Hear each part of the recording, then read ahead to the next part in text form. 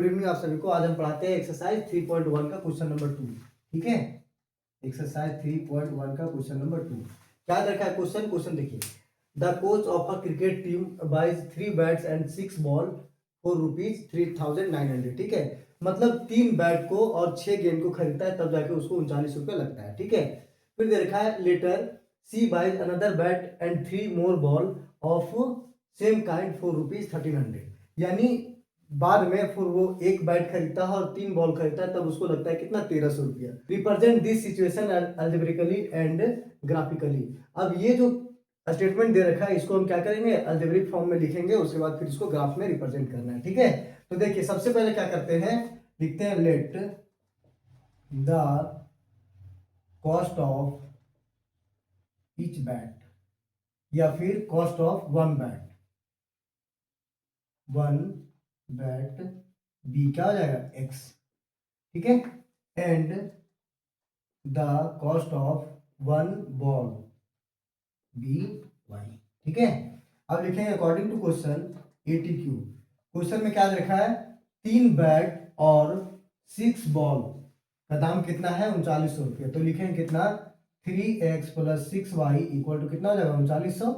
ठीक है, यहां से हम क्या कर सकते हैं 3 कॉमन ले सकते हैं। 3 कॉमन लेंगे तो कितना हो जाएगा x + 2y इक्वल टू कितना हो जाएगा 3900। ठीक है, अब ये इधर मल्टीप्लाई में जाएगा क्या हुआ डिवाइड में, तो लिखेंगे x + 2y equal to 3,900 divide by 3। ये कट जाएगा कितना आएगा 1300। तो लिखेंगे x + 2y इक्वल टू कितना हो जाएगा 1300। ठीक है, इसको मानेंगे इक्वेशन 1। अब फिर देखा है क्या कि एक बैट और 3 गेंद का दाम कितना है 1,300 रुपया। तो लिखेंगे and x + 3y equal to कितना होगा 1300। ये हो गया क्या इक्वेशन 2।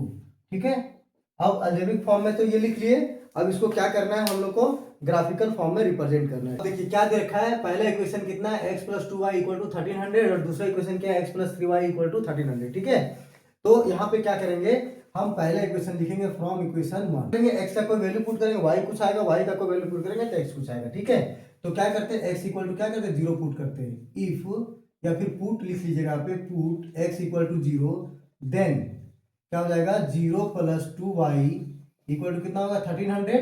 तो लिखेंगे कितना 2y इक्वल टू 1300। तो लिखेंगे y इक्वल टू कितना हो जाएगा 1300 डिवाइड बाई 2 कितना आ जाएगा 650। तो y इक्वल टू कितना आ गया 650।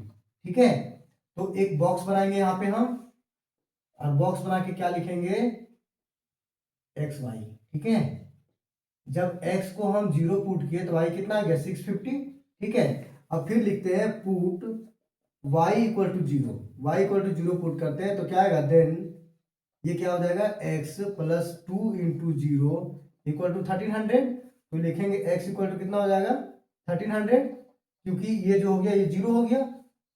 तो कितना हो जाएगा यहाँ पे, जब y 0 पुट के तो x कितना आ गया 1300। ठीक है, तो पहला पॉइंट मेरा ये बन गया। अब दूसरा इक्वेशन को हम सॉल्व करते हैं। ठीक है, लिखेंगे फ्रॉम इक्वेशन 2 दूसरा इक्वेशन को सॉल्व करते हैं। तो लिखेंगे क्या, पुट x इक्वल टू 0। अगर x 0 पुट करेंगे तो लिखेंगे देन 0 + 3y इक्वल टू कितना हो जाएगा 1300। तो लिखेंगे कितना 3y इक्वल टू 1300। तो y इक्वल टू कितना आ गया 1300 डिवाइड बाई 3। ठीक है, तो यहाँ पे भी बॉक्स बनाएंगे हम,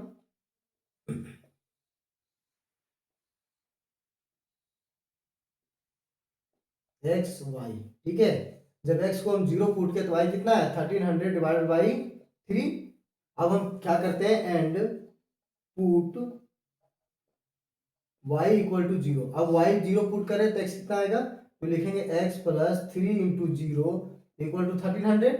तो लिखेंगे कितना x इक्वल टू 1300। ठीक है, यानी y 0 पुट किए तो x कितना आ गया 1300। ठीक है, अब क्या करना, हमको ग्राफ ड्रॉ करना है।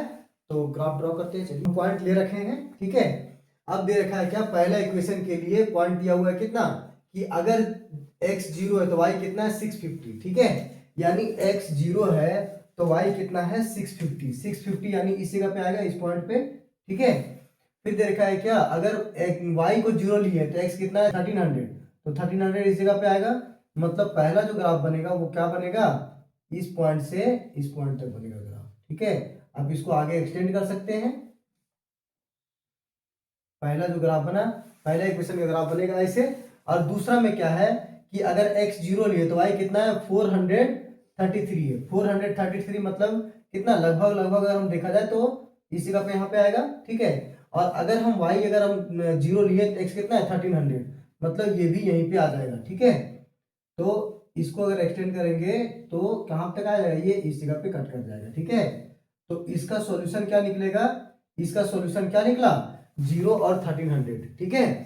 तो यहाँ पे ये सिर्फ और सिर्फ यूनिक वैल्यू निकला, क्या निकला यूनिक वैल्यू, यानी यूनिक सॉल्यूशन निकला इसका, क्योंकि दो लाइन आपस में इंटरसेक्ट करेगा। ऑलरेडी हम बता चुके हैं ग्राफिकल मेथड में कि अगर दो लाइन आपस में अगर इंटरसेक्ट करता है तो उसका यूनिक सॉल्यूशन निकलेगा।